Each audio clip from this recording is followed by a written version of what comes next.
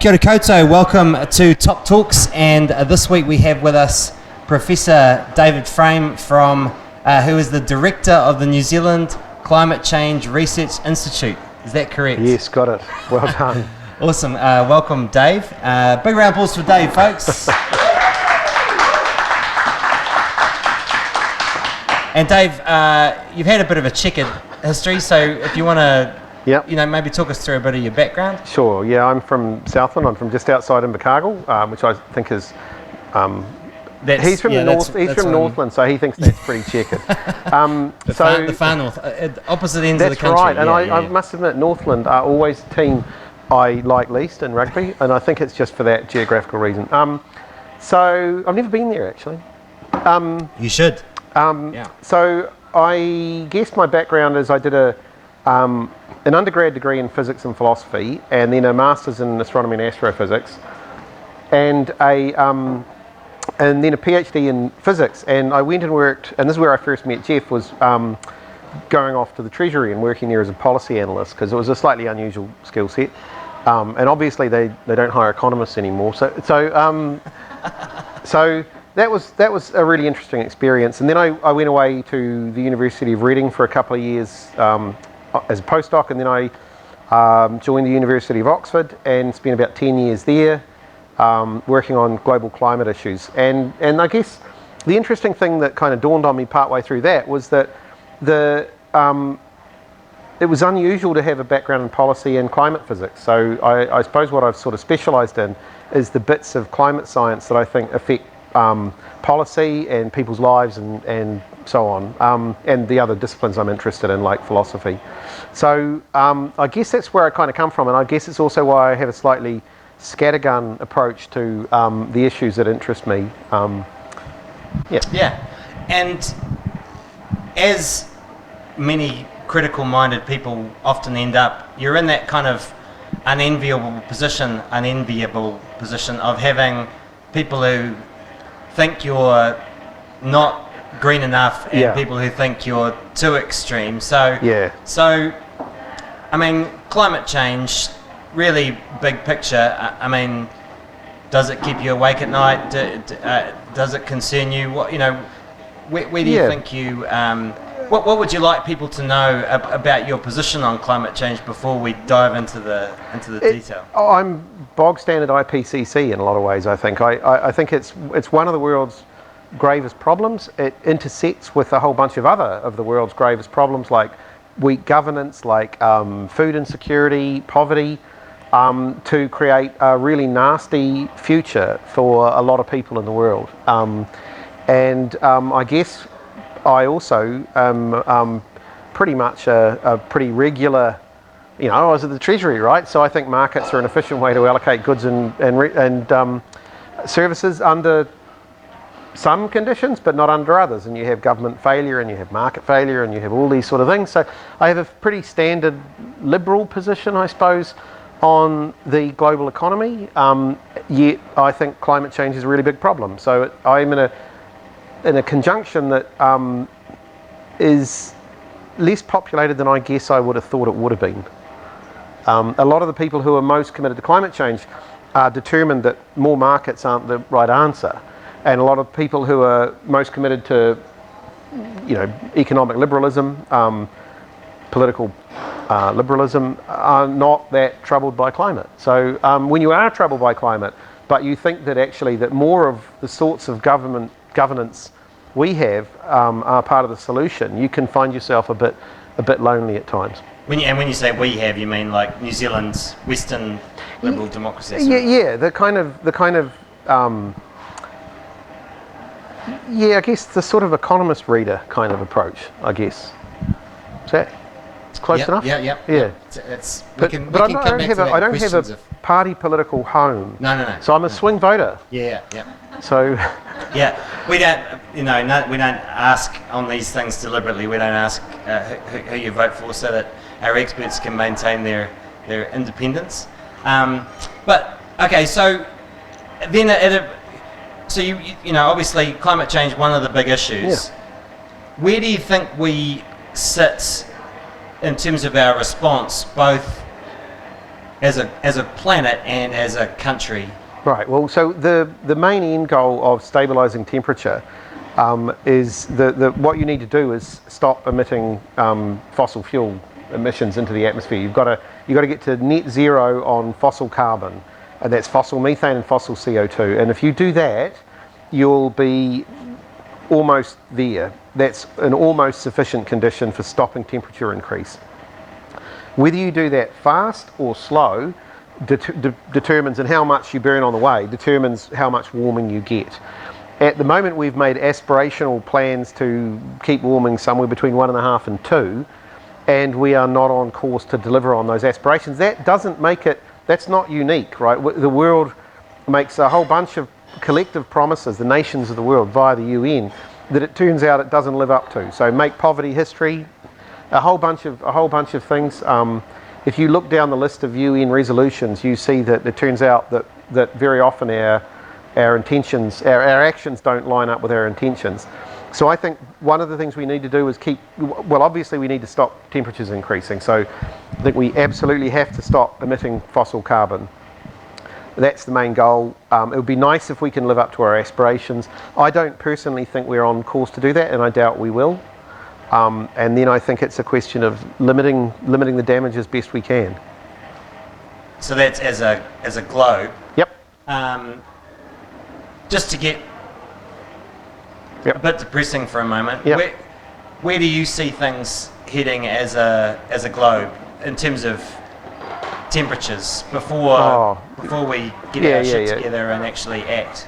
It's very hard to say, and it's determined mainly by the behaviour of a group of demographically large countries that are newly global middle class. So India, China, Indonesia, Brazil, South Africa, the G20 countries who aren't in the G8. And I think we know that the global north will reduce emissions, and they've got to keep going until they get to zero. But it's about the behaviour of those large countries who are going to keep temperature towards the low end. They're going to have to reduce emissions or not start emissions more than they have planned to this point. They hold the key, and the people who are most damaged are the third group in the world, who are the folks who aren't yet part of the global middle class. They're the ones who are most at risk from this problem. So there's a lot of ways in which it's actually a south-south problem. We kind of know what our strategy will be. We may do it better or worse, or faster or slower, but we know what we ought to do, and we probably can. It's a question of mobilising those investments, mobilising political constituency behind those investments, but we sort of know what our plan is. But it's really about, I think, persuading the folks in those big countries that they ought to be part of the solution too. That's the global picture. I mean, there is kind of this talkback truism of the next step down from denying climate change exists is to sort of say, oh well, but China's not going to do anything about it, so why should we bother? One, I think China are doing something about it, and China changed tack quite rapidly after the Copenhagen meeting in 2009, and they have become the world's largest provider of lots of renewable technology. I think if they can corner the market on some of the most promising technologies, they'll do a lot. I also don't see any prima facie reason why we should think that China care less about the fate of the rest of the world than we do. So I think that's a little bit of Western conceit to assume that we care but they don't. And China and New Zealand emit per capita not that much different stuff. So we think they ought to reduce. We ought to reduce. Yeah. So come on through, guys. So that's kind of the global picture, and we'll come back to that in a moment. But as a country, how do you think New Zealand's doing in terms of our own emissions reduction? Reduction isn't really happening. The targets we've announced, I've always had the view that credibility flows from policies to targets and not the other way around. And I get frustrated by the conversation that says you set your target and then you back your policy out of it, because it's not credible. So I give an example that if Jeff and I are sitting here on the couch and I say I'm going to run the Wellington Half Marathon next year, and all I do is sit here and eat Doritos and drink Emerson's Pilsner, which is very fine beer, then it's probably illegal. I've thrown myself now. And all I do is sit here, but I say I'm going to run the Wellington Half, then it's not hugely credible, right? And then if Jeff comes along a little bit later and I'm still here on the couch, like months later, and he says, Dave, you're not on course to run the Wellington Half. And I go, I'll run the marathon. I strengthen my target. I'll run the marathon, that'll show you. Have I made myself more or less credible? So this idea that cranking up the target is the answer flies in the face of everyday experience. It's just not the right way round. So our targets have never been a major problem in my view, and I wrote an affidavit for the Crown on this, that our previous target was consistent with 2 degrees. If you did the numbers and you worked out the rate of decline, it it intersected with a set of numbers that the IPCC said that the world as a whole needed to do to be on course for 2 degrees. The current set of targets that are being debated in Parliament are consistent with 1.5 degrees, more or less. And depending on a little bit of luck and depending on exactly what you mean by certain things like biogenic methane, the targets aren't the problem. The problem is that CO2 continues to grow, and methane's been stable, but there's no pressure on it. So if methane isn't growing, I know we're going to talk about this later. If methane isn't growing, it's not appreciably contributing to warming. If it's sinking at more than about minus 0.3% per year, it's undoing previous warming. So if methane's stable, it's not really the problem. Well, you don't want it to grow because then it has a strong warming effect. But the CO2 we emit has grown, and New Zealand's and part of that is population. That New Zealand's population has grown by about 40% in about 30 years, and New Zealand's emissions have grown by a little more than that, I think, and CO2 emissions. So what we've got is we've got more people and we're driving more cars, and that's the main. That's basically the story. The main driver. Yeah. And we haven't thought about this in a joined up way. So we don't have a plan for urban form and transport that lets us deliver more migration, which this is a value judgment, but in my view has been terrific for New Zealand. We don't have a joined up plan to have a migration plan and a climate plan all at once. Yeah, I think most people would agree migration has been fantastic. We just haven't provided for it. We haven't had the infrastructure. We haven't developed. Yeah, exactly. Yeah. And now we're massively behind. We are. Yeah. So New Zealand's, our target's probably fine, but we haven't actually done much. That's a basic summary. So yes. Just to pull back to that global picture for a moment, then, if we're heading for, well, you didn't give us a number, but more than 2 degrees. Yeah. I mean, we could use 2.5 as a reference point, right? It might be more, it might be less. You think that's where we might be? I would like to think lower, but sure. Yeah. So you can see a future where the world does. 2.5 is the world's actually getting it. If it's stabilising at that sort of level, the world actually does get its act together and does act, but probably just a little bit too late. Yeah. So a little bit later than we would like. Yeah, a little bit. But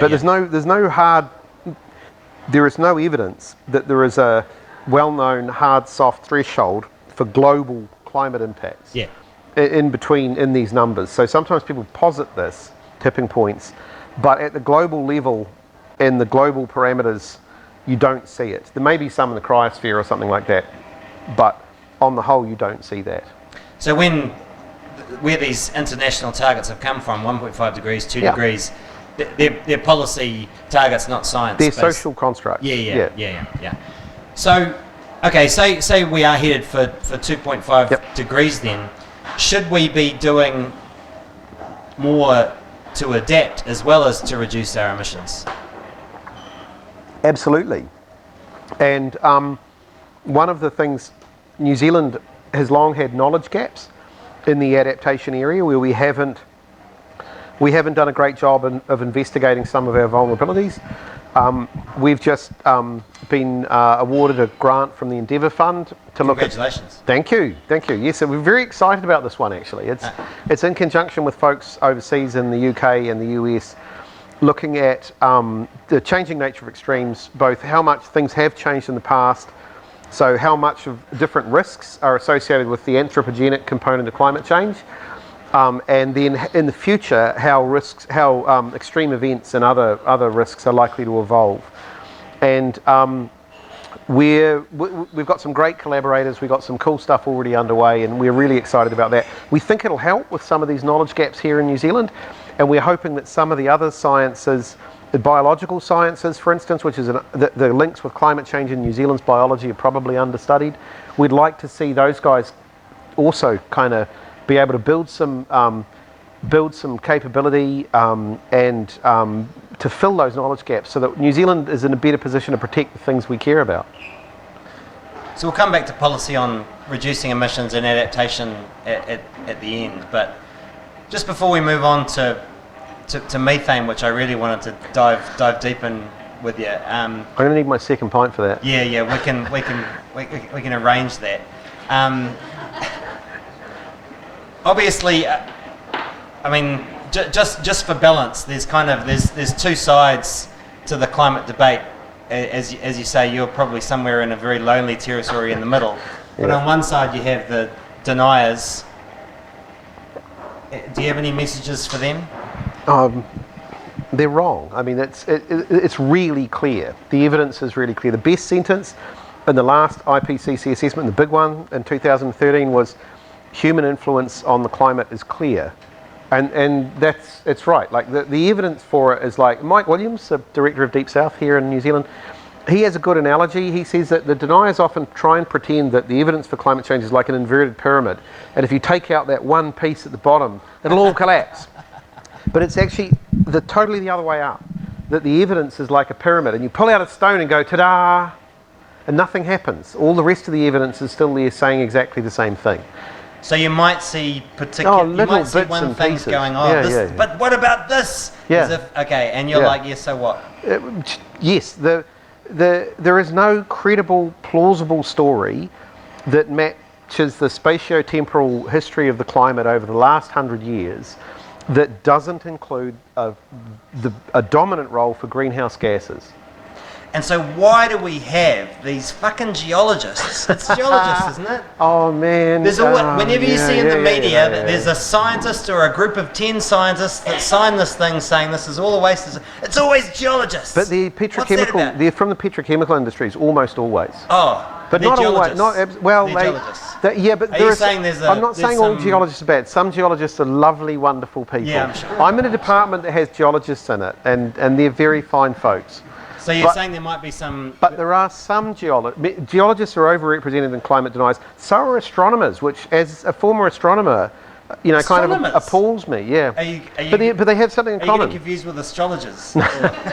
They're almost all emeritus. They're almost all about 70 or more. And there's a cohort effect here that people find change really challenging. Yeah. Oh, for sure.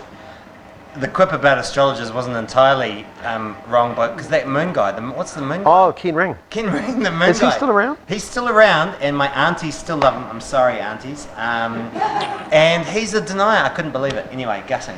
We're going to reach these influencers, Dave. Ken Ring is an influencer. Okay, so that's the deniers. Yeah. So on the other side, there's kind of this narrative about... I mean, as you say, this is one of the biggest threats facing the globe, but there's conversations now about 1.5 to stay alive. Yeah. That 12 years before we're all insert expletive here. Yeah. That sort of thing.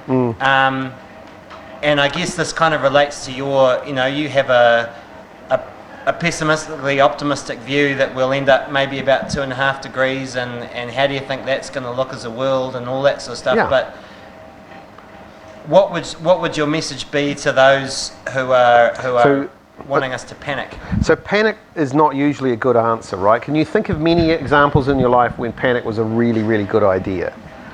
There are several features of it, but one the fundamental objection I have to a lot of it is that it's also, as the deniers do, it's twisting the science. So if we have 12 years at the moment at the rate of current burn, current emissions, till we're done with the 1.5 degree budget, that does not mean we have 12 years to save the planet. That means we have 12 years at current rates until we're past that budget. So to give especially young people the impression that something horrible happens to the world after 12 years is unnecessarily pessimistic, probably demotivating, and actually probably... So what climate change involves is a large investment in our collective welfare, and especially it involves you making an investment, New Zealand making an investment that we don't see the benefits of but everybody else does, right? It's a classic public good. If I think that the world is going to turn into a violent Hobbesian place in 12 years, where it's going to be a war of all against all, the last thing I do is make an investment in somebody else, because they're my rival, not my friend. So the politics, because a lot of these people just don't think like political realists, they don't get that that's how others will hear their narrative. So I think what they actually do is prevent investment in collective well-being rather than enable it. Do I need to go through that again? Do you get that? Do you understand? So there's a delicate balance between providing enough poke up the bum to motivate people to do something, but not freak them out so that they start digging bunkers and collecting baked beans. Yeah, you're collecting baked beans and owning hardware. You know, we don't want them to do that. Yeah. But we also want them to share hardware. Yeah, exactly. We want them to share. We want them to share non-emitting energy sources, and we want them to not invest in military, bombers and things like that. Yeah. So but also I think that's where the evidence, we tend to be overly optimistic about technology in the long run and overly pessimistic in the other way around. Overly optimistic in the short run and overly pessimistic in the long run. And when change happens, it can happen really fast. I was trying to explain to my 6-year-old daughter that there was a time not only before mobile phones, but before phones. And that her granddad, my dad, who grew up in Central Otago, not Southland, so it's counted as a civilised part of the world? Yeah, yeah, okay. Absolutely. Yeah. But I think Dad... What about that Clutha River? Dad didn't... I don't think they had a flush toilet in the house. They didn't have a phone. He grew up, and she can see him, he's right there, and she cannot imagine this world. And so change can come through your life technologically at an amazing rate. And it's an amazing rate historically, but it's not an amazing rate when you're living each week to week. I'm an optimist about long-run technology, and that's why I'm prepared to say 2 point something, even 2.3. But I'm a pessimist about human nature in the sense that I just don't think that moral arguments that you should go without so that somebody else can have ever actually motivate. People don't behave that way. So kind of what's the point? I mean, it helps in a sense that for some people that's a strong motivator. If technology investments are made, there will be pots of money at the end of the rainbow, because people will deploy those technologies. But we shouldn't be Pollyanna-ish about international relations. Yeah. So we have to paint a positive picture about what the world looks like, a low carbon world where we can live centrally and ride our bicycles and which I think is fantastic because I like bicycles. Anyway, so I'm going to ask you about methane in just a moment. So I think if someone can bring Dave another beer, that would be helpful. But just before you dive into that, can you briefly paint a picture of what? Thanks, James. Of what 2.5 degrees looks like, so that we don't, so that we have a sense of whether we should panic or not. I don't think I didn't see that one coming. Oh, sorry. Okay. No, I'd find that hard. I mean, things would be a lot worse than we expect. Yeah. But they wouldn't be unendurable. They would be unendurable in some parts of the world, and I would fully expect that millions of people would die.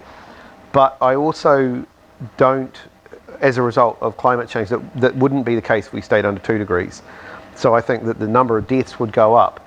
But I also think that some of that could be ameliorated by better poverty reduction programs, by deeper aid programs, by collective investments in adaptation and so on, and things like that. So it's not like there's this deterministic world at 1.5, 2, 2.5. Quite how palatable those worlds are depends on other investments we make alongside it. So it's you should see it as a coupled system. And if we have the surplus, because we will only make those investments in places like the Sahel, which is one of the most vulnerable parts of the world. Where's that? The Sahel, the top of the tropical zone and the bottom of the desert in North Africa. Oh yeah. So Lake Chad, so Mali, Chad, Mauritania, those kind of countries. They face a really grim future with climate change. But if we invest so much in mitigation that we don't feel we have a surplus to invest in adaptation in deeply vulnerable parts of the world, or if we have a nationalist reaction against that kind of investment, that will lead to a worse world. So I think it's kind of not right to portray a world with a fixed set of damages, fixed pattern of damages, and you get this much or that much. It's coupled back with the economy and society and the value judgments we make. Yeah. But I guess the point is that for people to take away is the world doesn't end at a certain temperature. No. It doesn't run away either. Yeah. So you don't have runaway. So the evidence is that you don't get a runaway greenhouse effect. Like we can't turn into Venus. Venus is like 700 degrees or something. We won't do that, right? So it's not a runaway situation. The evidence is quite strongly that the relationship between cumulative emissions of carbon and warming is pretty linear out quite a way. Certainly across the range we're talking about here. Okay, cool, great. So that's the really big picture. Good. Now on to methane. Yeah. And so obviously methane's a big deal to New Zealand because we emit a lot of it, and it comes from the backbone of our economy, agriculture. So it's logical that we'd want to talk about that probably more than most countries, but there is also a pretty good scientific basis for talking about methane in a different way to carbon dioxide. That's right. And you were alluding to it before. Do you have a nice simple way of getting this across? I'm probably going to wave my hands really vividly here. So carbon dioxide is a stock pollutant in the sense that about half of every unit builds up in the atmosphere. Half decays quite quickly, but more or less half of it sticks around for 1,000 years or more. Nitrous oxide sticks around for over 100 years. It's got a single decay. Carbon dioxide doesn't actually have a single decay timescale, so that's why I'm a bit vague about that. Nitrous oxide sticks around for over 100 years. So those are long-lived greenhouse gases, and every unit you emit adds to warming. Is it carbon dioxide mainly from fossil fuels? Overwhelmingly from fossil fuels. Some from land use. And actually New Zealand's biggest contribution to climate change is chopping down all those trees in the 19th century. Right. So deforestation is New Zealand's, and land use changes soil carbon coming out of the soil, is New Zealand's biggest term in the climate equation. Yeah. And nitrous from agriculture? From agriculture, from fertilizers and all those sort of things. Nitrous is, and that's a stock pollutant as well. So every unit more warming. Now, things that don't hang around very long are flow pollutants. So the difference here is between, so a stock pollutant might be asbestos or lead or mercury in your blood. It builds up, each unit kind of builds up. I don't know about asbestos actually, I presume so, but certainly the metals do. Whereas 1080. 1080 is a good example. It's a flow pollutant because our body, 1080 is a natural toxin. It's in tea, actually. 1080 is in tea. Very low levels. But if you were to drink swimming pools worth of tea, you would die of 1080 poisoning. Wow. Alcohol. Alcohol is a flow pollutant. It's a flow pollutant. So your body can process it. It breaks down. Rate. Yeah, that's right. But if you get more than enough in one big dose, it can kill you. Exactly. Yeah, okay. So Exactly. So methane, biological methane, what happens is you fix a carbon atom, a carbon atom from a CO2 molecule in a piece of grass. Cow eats grass, ingests carbon atom. Methane comes out of cow, and so there's this. You're not adding. Incidentally, just to cover up, just to close any speculation that might be on this, it's actually not so much the farts, right? I don't know. I can never remember. It's the burps. Yeah. Okay. They're foregut fermenters now. Foregut fermenters. Yeah. Foregut fermenters, we're hindgut fermenters, so we fart, they burp. We fart, they Oh, I burp. never knew that. That's awesome. The summary for Gee, folks that's at great. home. It's a summary of a little tidbit of information. That's superb. That's superb. This is such an informative political party. Anne's actually chair of our policy, a member of our policy committee. Yeah. Excellent. So, You're the chair, mate. Yeah. technically, yeah. So- at the moment. Anyway, yeah. So methane. So biological methane is a flow pollutant, and it hangs around for 9 years or so and decays. And the point here is that we have this method of equivalence that dates from the early 90s. And I can tell you all about the history of that if you like, but it's a bit random. But Yeah. But basically, it was made up. it was made up because they said, well, we want to compare these with those. And to this guy, Don, can you do that? And Don said, yeah, okay. And so he said, well, we'll fix the time interval, 100 years, radiative forcing. So we compare the 100-year time-integrated radiative forcing effects of a species of something versus a kilo of CO2. And they got this number. But what it masks is the fact that flow things don't stick around and stock things do. And what it means is, there was and that kind of rumbled along under the Kyoto Protocol, and when we were just expecting to reduce emissions. And it wasn't that big a deal because it was only rich countries involved in the Kyoto Protocol, and everyone had to just try and get started. But then there were a series of papers in 2009, and Miles Allen and I led one of them, and Malta Meinshausen led another, and they said, oh look, it's a cumulative, especially our paper said, cumulative CO2 versus temperature, there's a really strong relationship. And what that means is because it's cumulative CO2, because it's stock pollutant, there's a binding intergenerational budget for a given warming. So for 2 degrees of warming from CO2, there's about 1 trillion tonnes of carbon burned as carbon dioxide that you can emit and stay under that limit. But of course because it's a flow pollutant, there is no binding intergenerational budget associated with methane.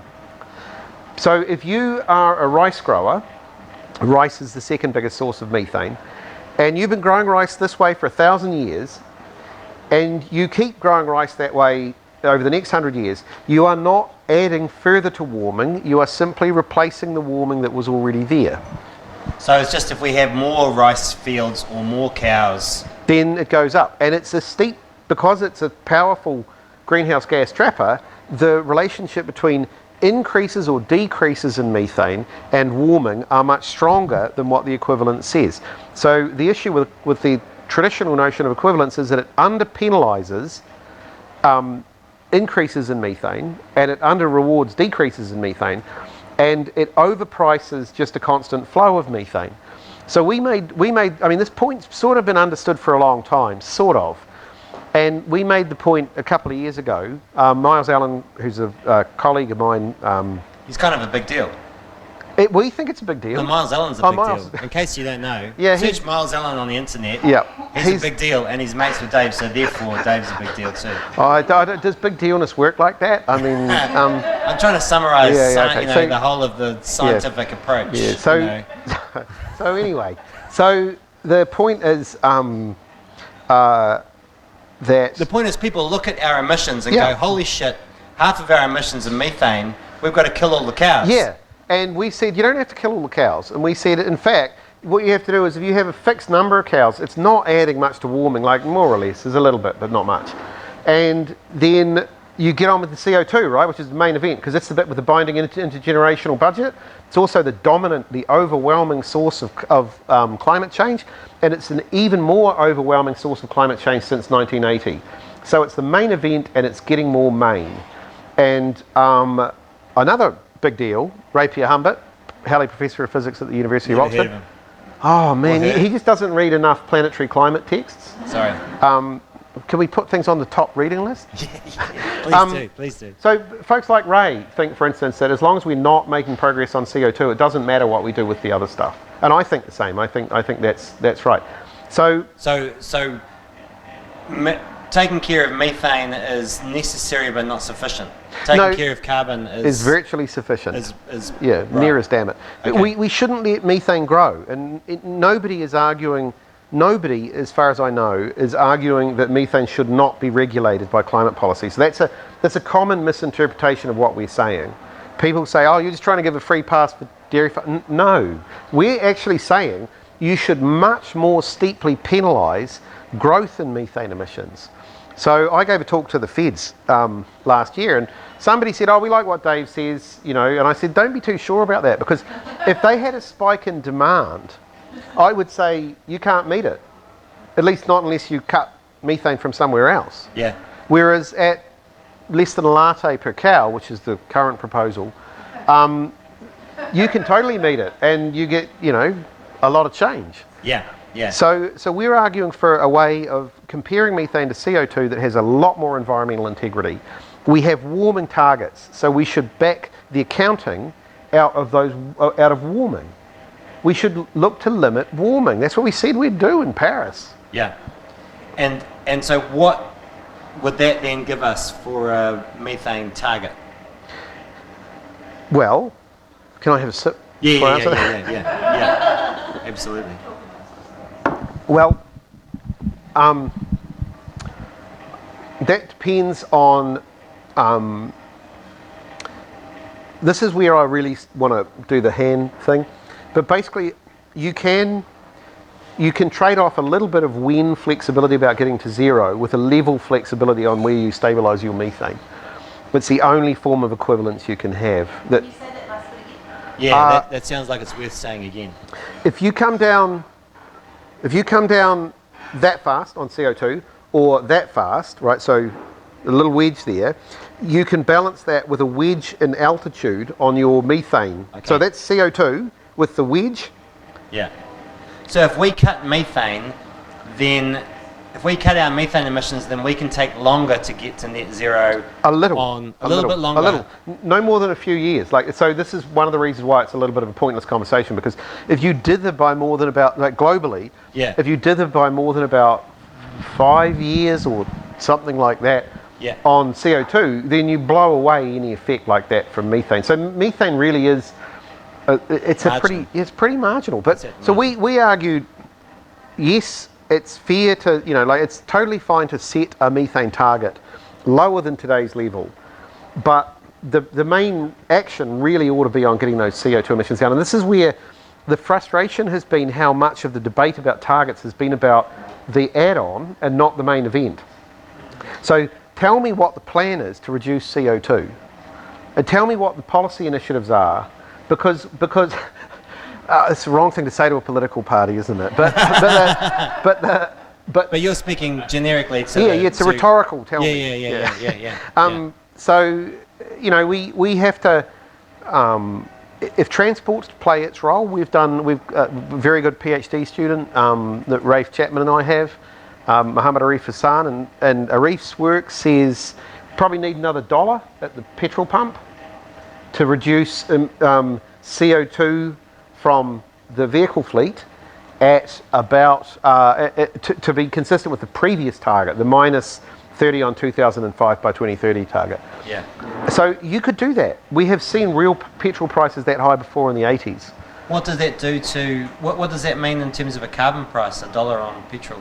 Do you know? Well, we didn't cascade that through the whole economy. We just looked at just at transport and say, how much would it take to move this sector by that much? Yeah. And the answer was a lot more than voters would put up with. Yeah. But maybe not. Voters have seen that price before. And the other thing is that there are smart ways and dumb ways of introducing fuel prices.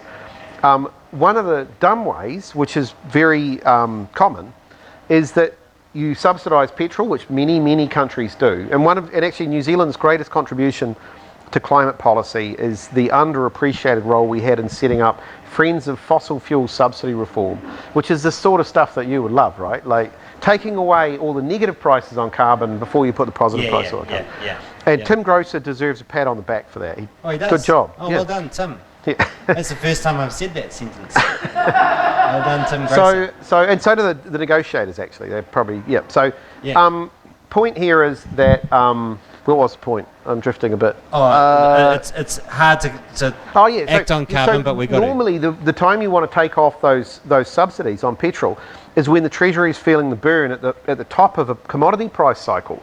But actually the time to do it is on the downside of commodity price cycle, when you stick prices on or you take subsidies off, when the consumer would be getting that benefit, but you say you're not having that. And then the consumer doesn't feel a price rise, they just don't feel a fall. So you could introduce a ratchet policy, for instance, that lets you bank that the environment, bank those commodity dips, but keep the commodity peaks. So you let the market push the price up, and you just don't let it come back down. Clever. Sneaky. Yeah, but wonderful. No, I like it. So, just to come back to methane versus carbon. Yeah.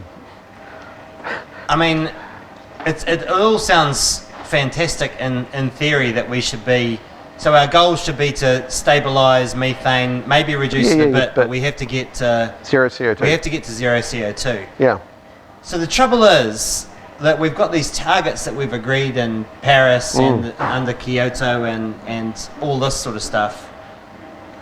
And then in an international system which includes methane. No, it doesn't. It doesn't. Paris is not Kyoto.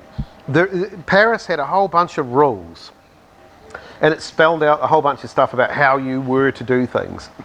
Paris leaves almost everything to countries. So we could just define out methane of our target and say we're reducing carbon by 30%. Job done. We could say we're going to cut methane by 30% and get to zero on carbon. That is consistent. If we applied those settings to the global emissions, that would be totally consistent, more than consistent with 1.5 degrees. Nick Leach from Oxford has done some modelling which shows that actually a much lower cut would still be consistent with the 1.5 target.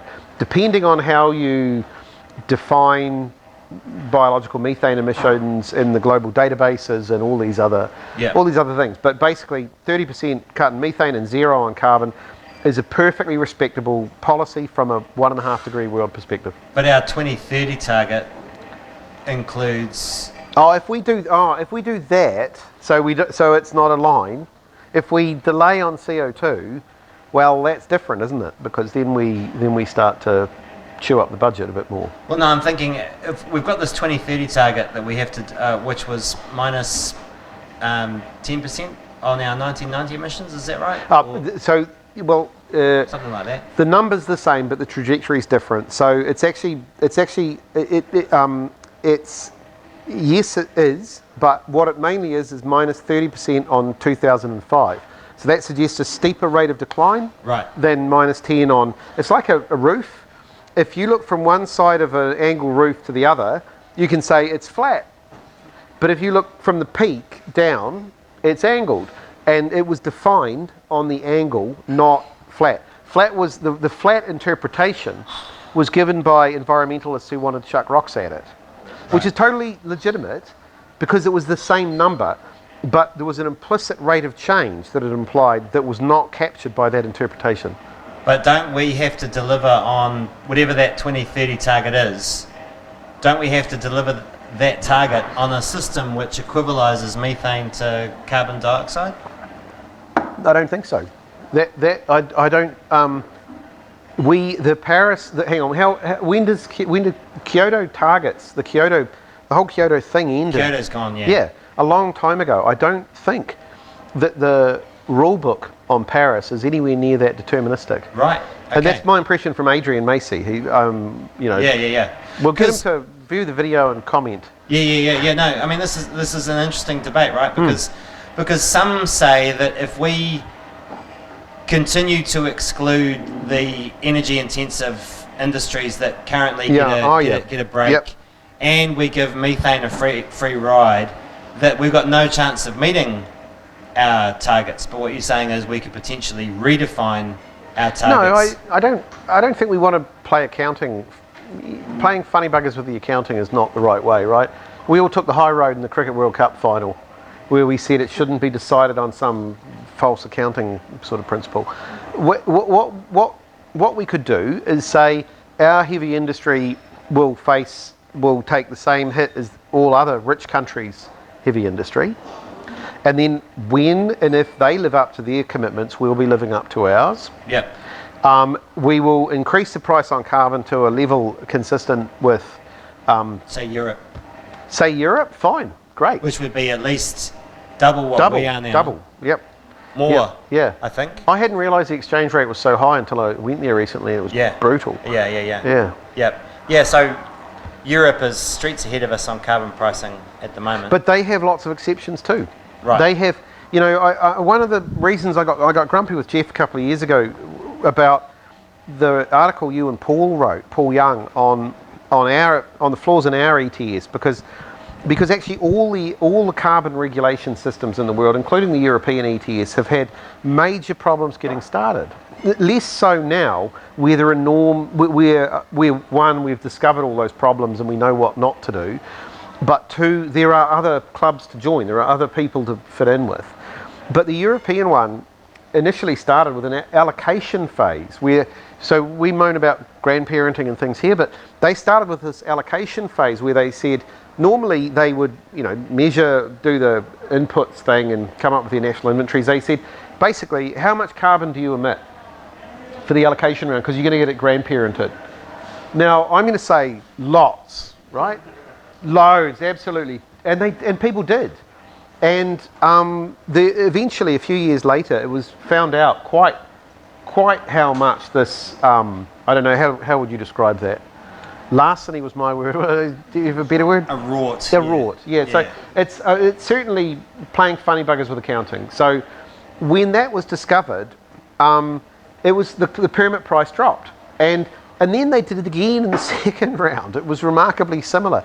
And so I felt like we ended up with the hot air issue. And yes, we should have choked that off much earlier.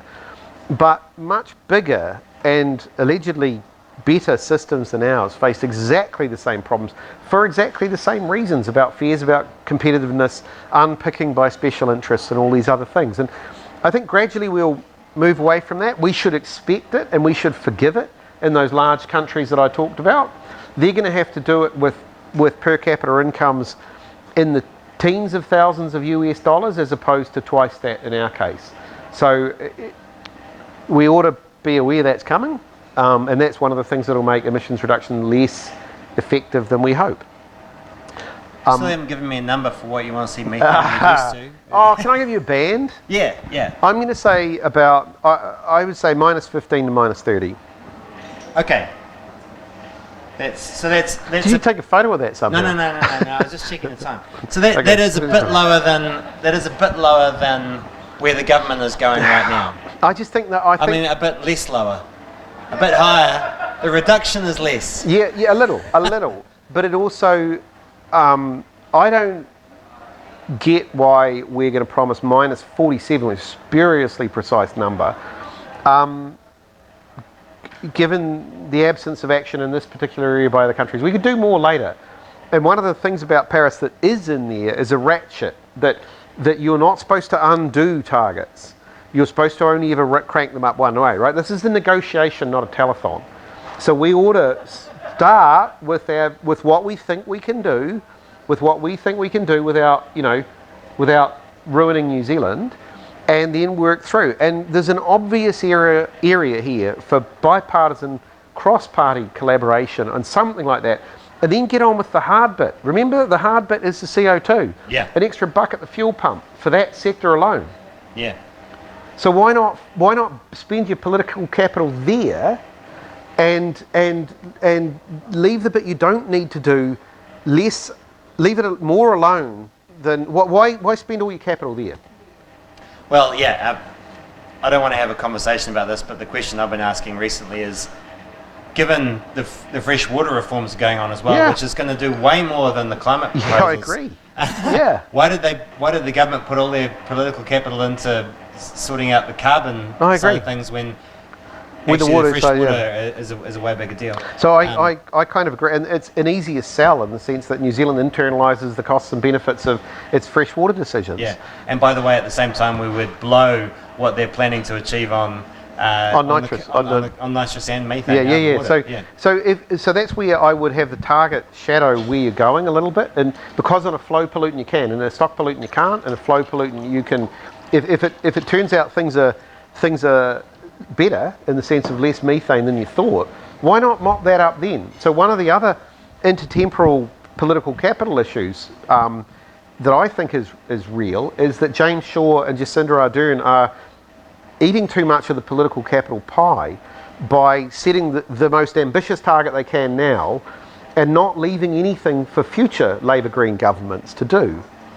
So I think they would be better leaving some pie on the table so that others can, I mean, certainly from a bipartisan perspective, if you don't leave anything for National to do but play oppositional politics, why would they ever do anything other than play oppositional politics?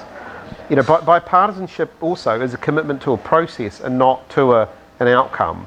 So if I say to my kids, which I probably sometimes do, let's be bipartisan but totally around my views, that's not the usual interpretation of bipartisan. Okay, so just to come back to, because you've been saying all along, targets are less important than actual action. Yeah. Yeah. Is that controversial? No. I think it makes complete sense.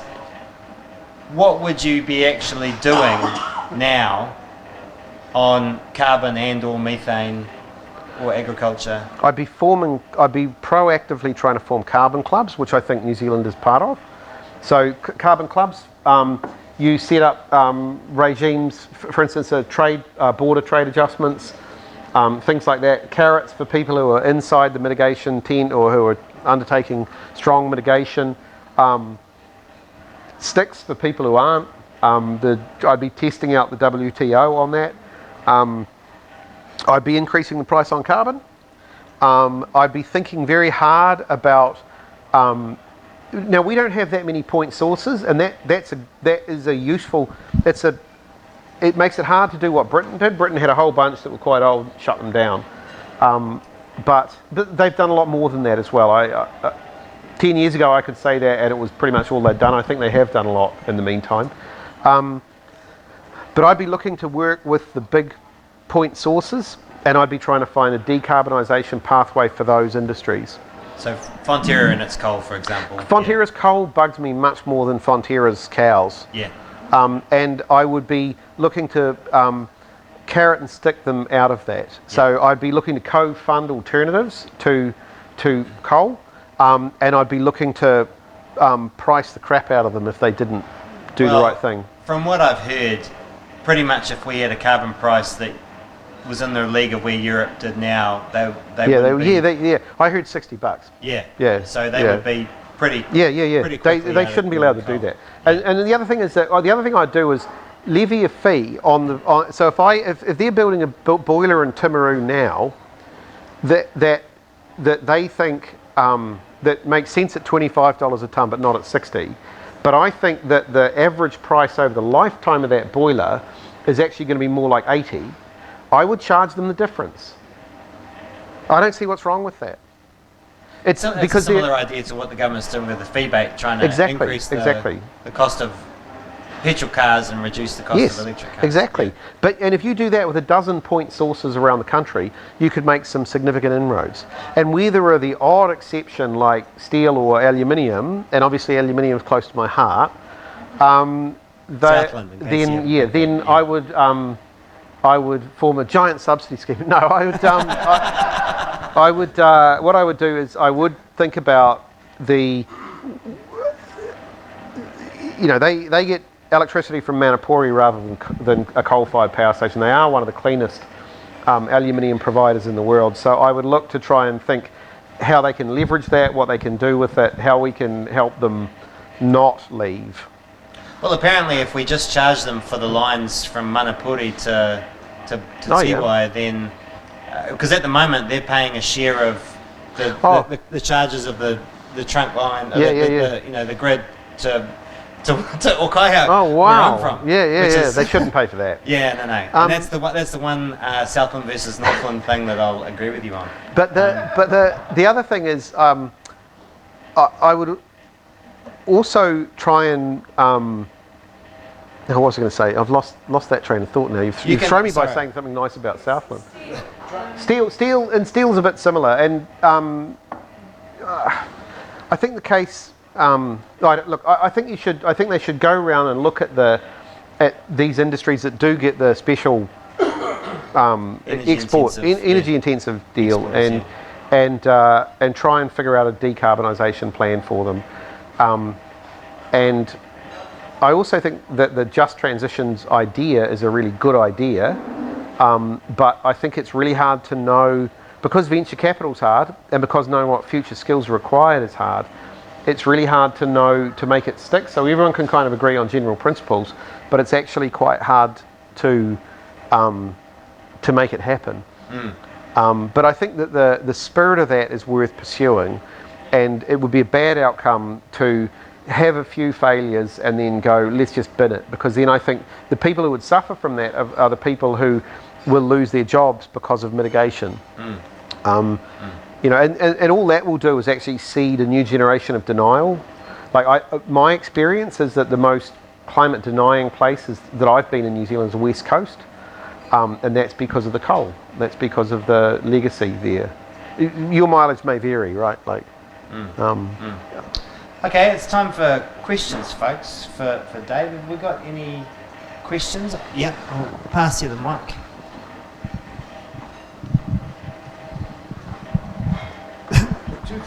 Two things, Dave. Is that working? It is working, Oh, yeah. good. It's just not. Yeah. Right. If I heard you right, I think you said that 15 to 30% reduction in methane plus the CO2 would line up. But didn't I earlier hear you say that as long as we're not increasing our methane, we're not adding to warming? Yeah. So that didn't quite seem to me to tie up. Yeah. And the second one, while I've got the mic, what sort of regulation would you suggest for methane in New Zealand? Okay, so the first one is, I would ask, so you could, basically what would happen is that if the whole world just flatlined its methane and then reduced its CO2 to zero by 2050, that wouldn't quite be consistent with 1.5 degrees. So given that there's an ambition in this country, and it's democratically elected, so I'm happy to roll with it, to be consistent with that 1.5 degrees, that's where I would make the cuts. That would be the pattern that falls out of that. So if I were asked to suggest a global pathway that was broadly consistent with that, I think agriculture taking a hit on its previous warming to that extent is perfectly reasonable.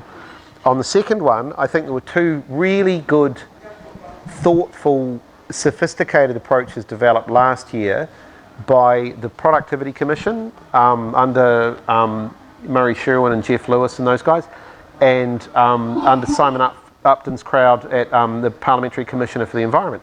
They were really good, and they deserved a lot more airtime than the government gave them.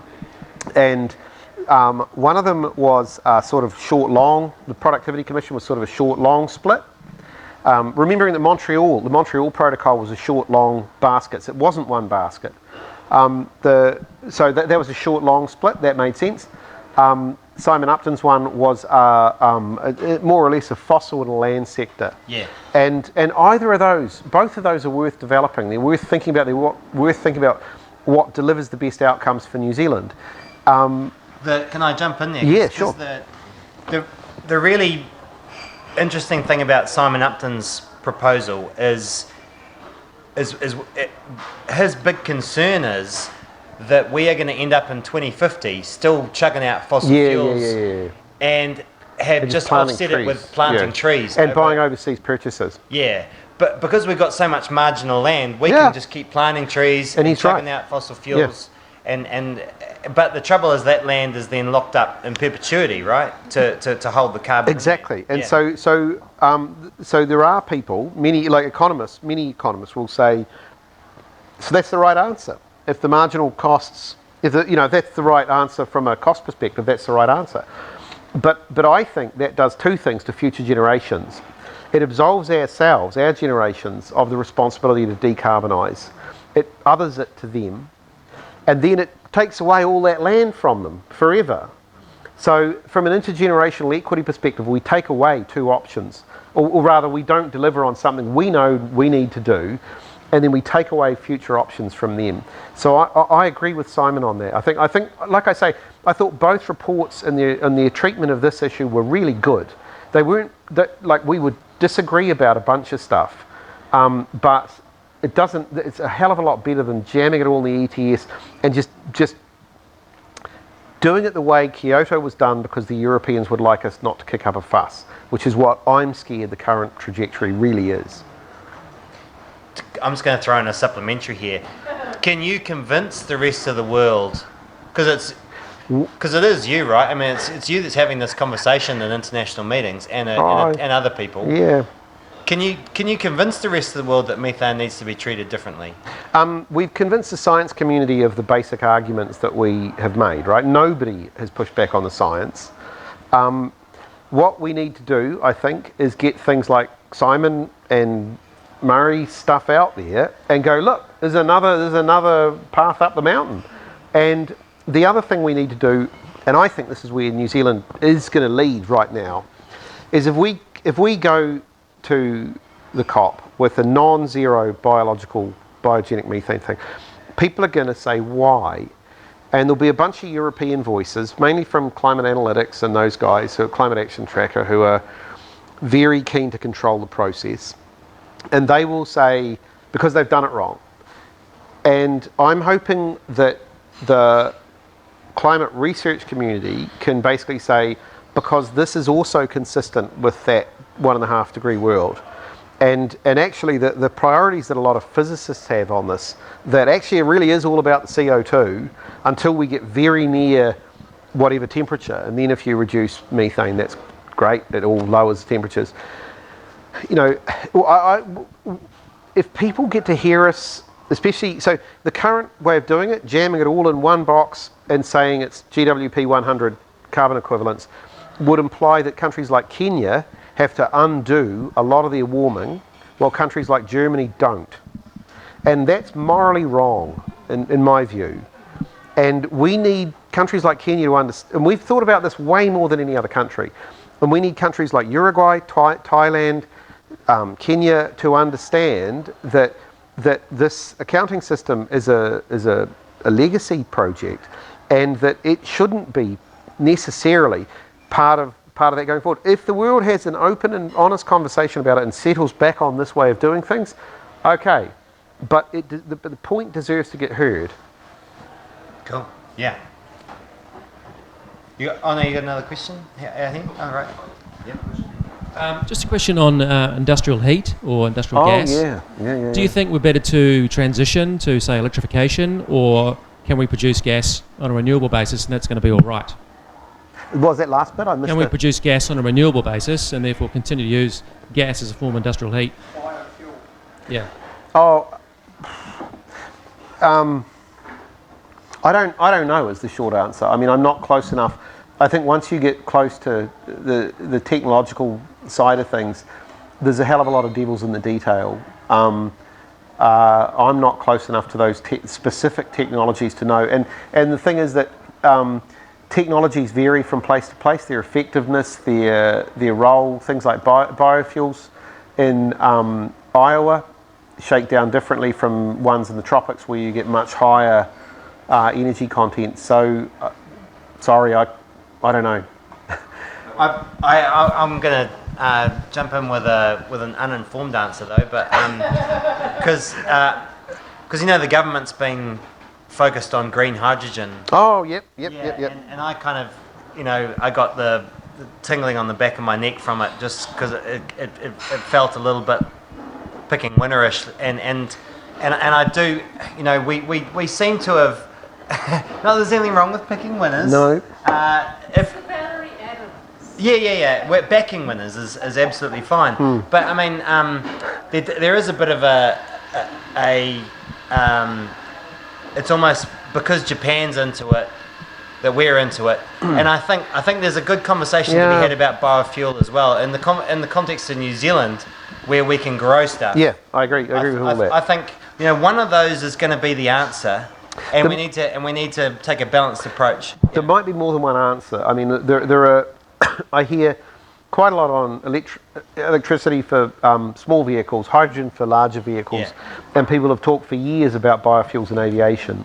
And it may be that future fuel mixes are just very different. That there isn't. I don't think there'll be one left standing at the end. I fully expect there'll be. Mix. Yeah. Yeah. Great. And I like, personally, for some jurisdictions, I think even nuclear ought to be in the mix. We don't need it, but for some jurisdictions, it's probably the right answer. What we need to do is stop emitting. Yeah, I find it bizarre. I mean, Australia's got shit tons of uranium. I agree. Yeah, and they've got a huge. And they like desert. mining, and they like mining stuff. Yeah. And they could they love mining stuff, and they're good, well-paid jobs. And just saying it's all got to be solar, well, maybe some of it. But for baseload stuff, you want reliable sources. I'd also go, if I were going to bet like billions of dollars, I would go after tidal, because it's underexploited, it's totally predictable, and I just think it's been underdone. So that would be my winner. Why do you think it's been underdone? Oh, this is the Economist in him, right? There are no $10 notes on the street, right? Yeah, because. I don't know, but I do. Because tidal's been a conversation in New Zealand since forever. But when have we ever put any money into it? Yeah. We've talked about climate impacts forever, and we haven't put any money into that either. I can tell you one of the issues with tidal, one of the best places in the world to do tidal generation is Cook Strait, but the forces are so great that you burn the turbine. So I think that's... Technology. Yeah, but turbines aren't the only thing. Like you could do... Anyway, I got a plan. I got a way to lose all $5 that I have. Kaipara Harbour's another big possibility for tidal, but of course that's basically where our entire West Coast salmon population comes from. No, I like the salmon. Yeah. Snapper. Snapper. Oh yeah. I don't eat much snapper. So it would be a risk. Anyway, yeah. So my question is around mitigating methane in cows. Currently there's a farmer in Western Australia called Doug Powell. He's been combining charcoal or biochar with cows so that basically when they're consuming it, they mix char with molasses, and so the porous nature, it means less methane releases. And then when they crap it out, they've been using dung beetles, which there are species you can release in New Zealand as well, to put that carbon into the soil and improve soil health, and that's mitigating the methane. Yeah, look, I'm not a methane mitigation guy. I mean, the agricultural greenhouse gas folks, I guess, are probably close to those technologies. I don't know. We shouldn't expect that just because we've spent a lot of money on it that we'll get the right answer and others won't. Okay. This is really like ancient technology that's been... Yeah, it's Chinese medicine, isn't it? Oh, really? Amazonia. Amazonia. When he said they're combining charcoal with cows, I was thinking this is a barbecue joke. Might make them taste better, but who's to complain about that advantage? Cool. Any other questions? Yeah, I've got one. So you touched on this at the beginning, but can you say a little bit more about, do you think groups like Generation Zero, the School Strike, Climate Change, and these groups who are in favour of more action, do you think they've got their demands right? They've got the demand for more action, right? Absolutely. Gen Zero have done a huge amount of good. I quibble with them a lot because that's what I'm supposed to do, right? But on the whole, I think they've been a big player, really important player in stimulating conversations about climate change in New Zealand. They've been terrific. School strike, I think the special thing about Greta Thunberg is she's mobilised this latent political force that the future that had no voice and has found its voice. And that voice is damn near sacrosanct.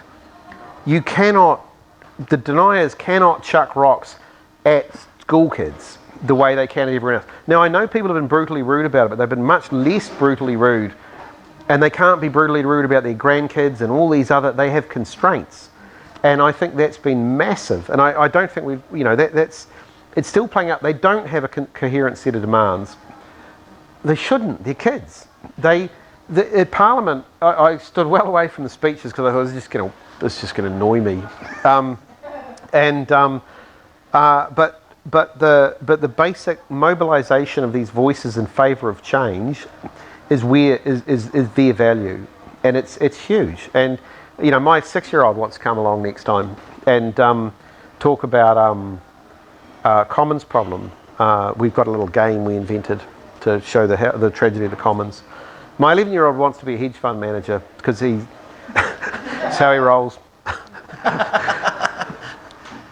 Nice. Thank you. Cheers. Any other questions? We've got one down here.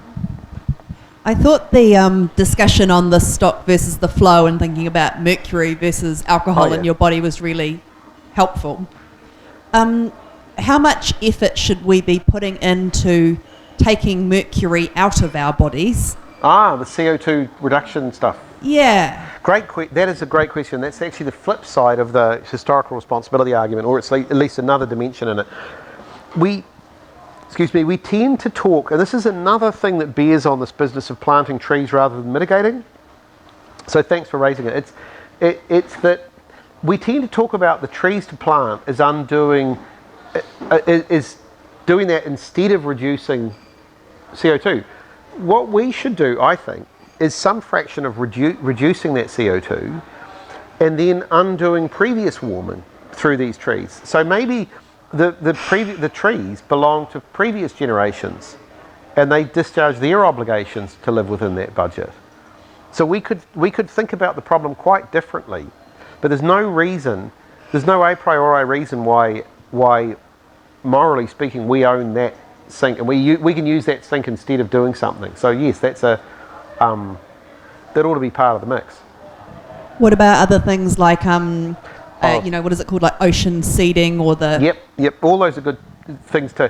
Carbon side geoengineering, carbon dioxide removal, CDR, is a reasonable set of, some people call them geoengineering, but they're climate modification or remediation, some people call it, technologies that I think are worth exploring.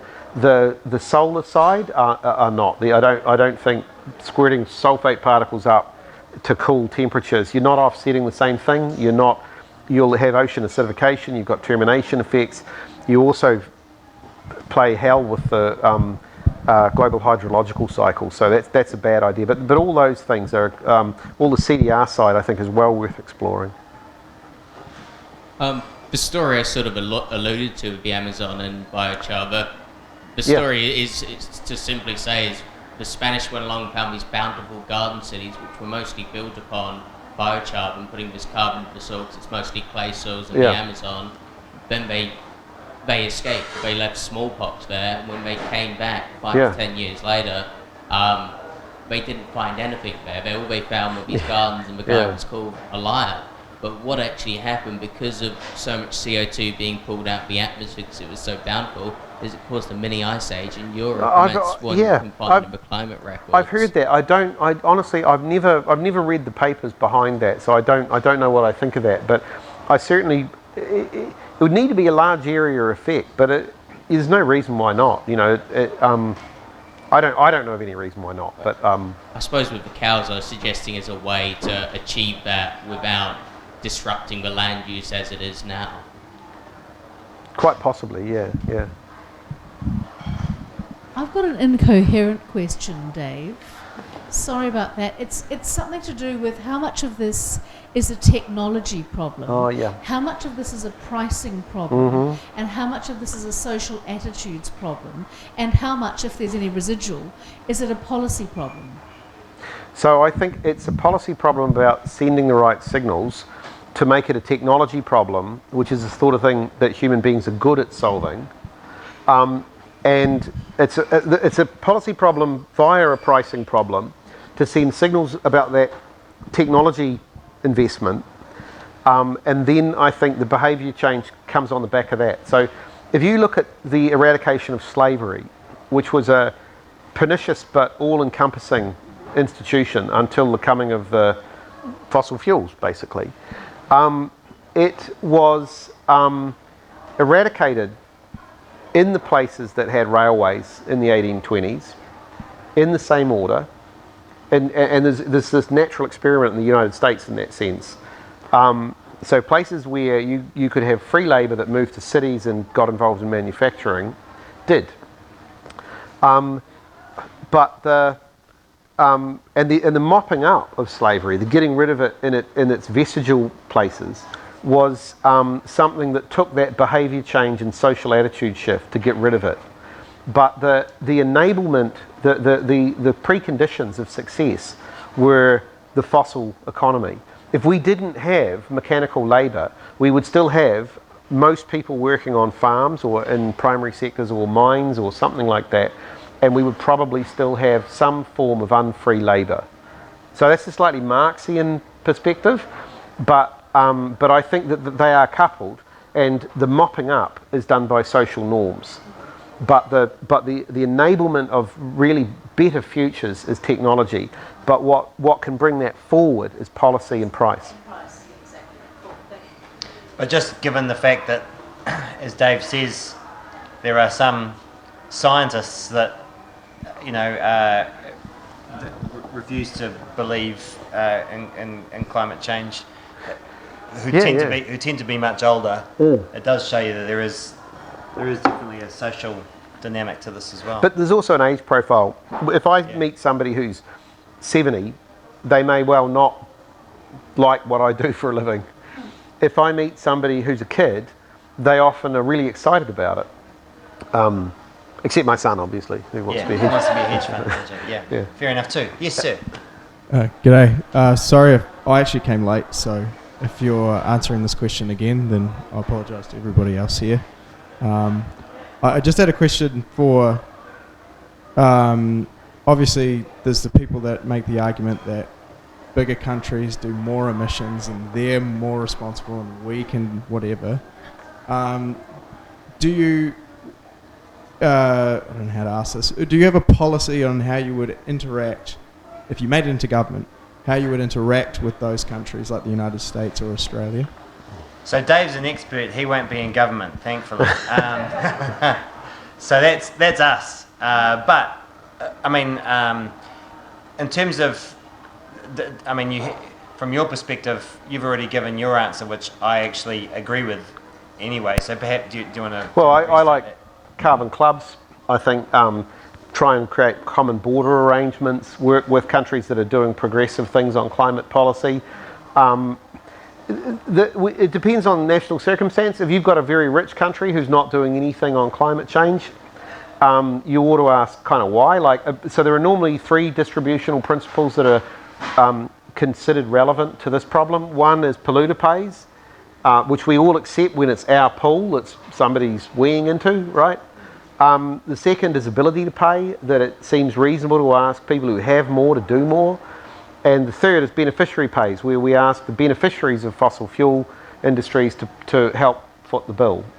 And all of those point to rich countries that are polluting lots kind of leading the way.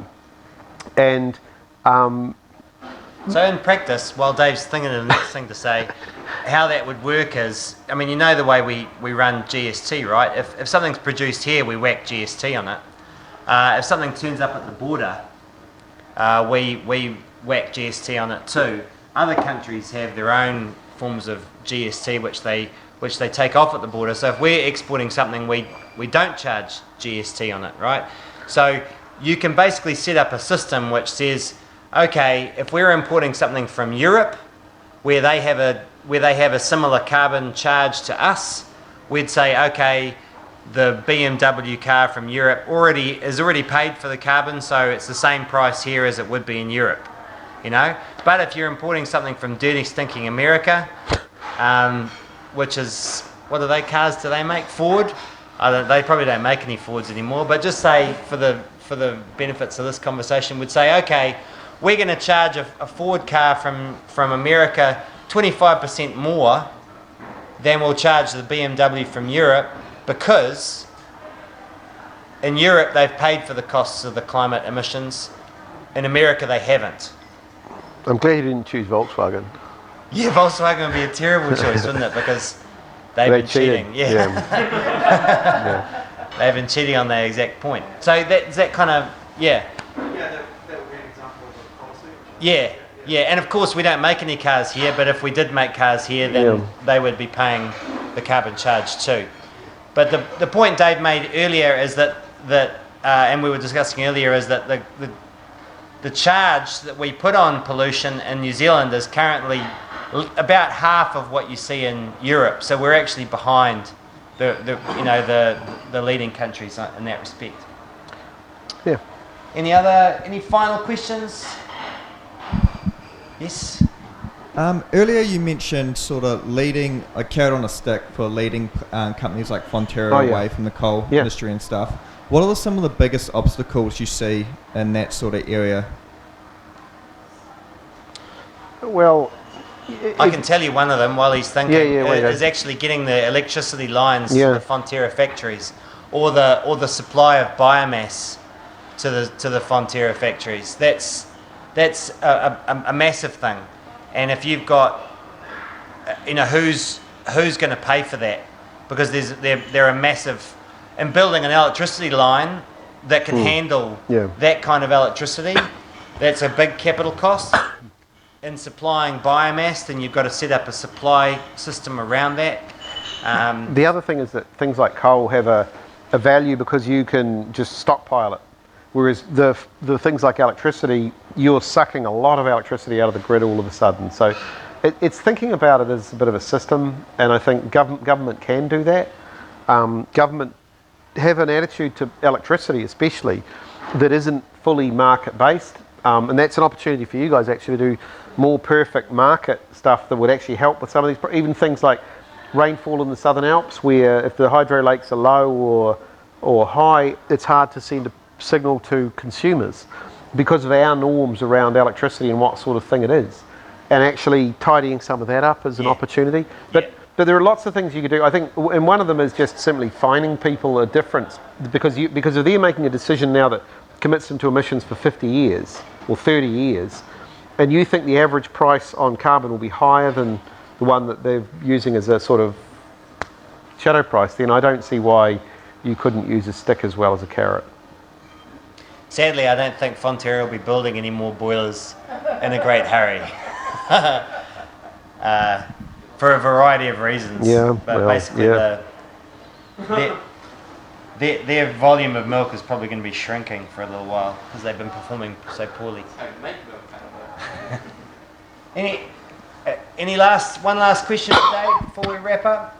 All right, I can give you one more. How does this all relate to ocean acidification? Are there any different kind of responses that we need to give thinking about that, or is it largely the same as the atmospheric? I think it's largely the same stuff. I mean, it's the same driver. It's a concern. Warming oceans are a concern. I remember giving a talk that I didn't think was that downbeat to Aquaculture New Zealand, and they thought it was really downbeat, and they didn't invite me back, which is a shame because they put on this great food.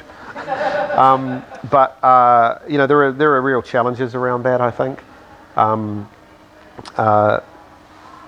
It's got the same fundamental driver, and you'll solve it or not over the same time scale, I think. So the two problems go together. So if we do get down and say we live within our 1.5 degree budget, is the ocean going to be less acidic than it is now in that case, or is it going to stay? No, I think it acidify a bit, but it wouldn't be terribly acidic. But it's more if you have those really high end fossil worlds, the ones where we accelerate greenhouse gas emissions, and those are possible.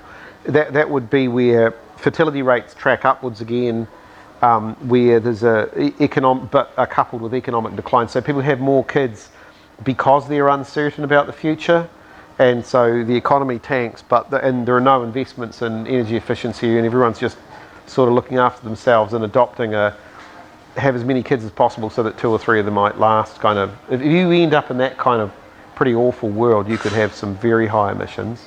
That's kind of how I see the top end scenario, a little bit of a nightmare world. And that would have, that in that sort of situation, you were acidifying the ocean way more than you would like.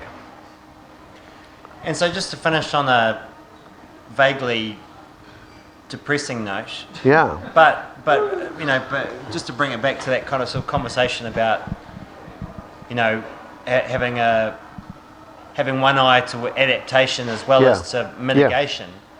I mean, do you see any win-wins there? On the adaptation side? Stuff that we should be doing, absolute no-brainers we should be doing because it makes sense to do for adaptation and it makes sense to do for reducing emissions. I wish you'd told me we were going to ask that as your last kicker question, but you would have had a real blockbuster. Yeah, I would have thought about it. Yeah. I think some forestry, some sort of forestry stuff, urban forestry or creating green spaces is a really good mitigation thing if you do get heat waves and warm periods. Obviously, the carbon locks up, the trees lock up carbon, or the greenery locks up carbon. There's a bunch of things like that. I think doing things other than concreting stuff, that's sort of the opposite because it enhances your vulnerability to extreme rainfall. It increases the heat island effect, and it's tons of cement. So there are. I think there's smart and dumb things to do that join the two. In that urban, in that world of urban planning. And that's going to be a big thing. I think we've had a very sprawly urban history, and that's partly why we like that. And as New Zealanders, we like our quarter acre. We like, one of the things I wanted when we moved here from Britain was more space for kids. It's not inherently a bad thing, but it has to be. You have to think about it. You can't just photocopy quarter acre sections with tons of concrete and hope to go, we're going to reduce our emissions. Yeah. I mean, I do. It does seem to make sense to densify in terms of reducing emissions and to bring down house prices at the same time. Yeah, I agree. Yeah. It's a challenge that can, if you meet the urban challenge, I think you can do a lot towards having a future that's better for an ageing population, that is more environmentally friendly and just has more flourishing people. So I think it's a really key area to look at. Fantastic. Ladies and gentlemen,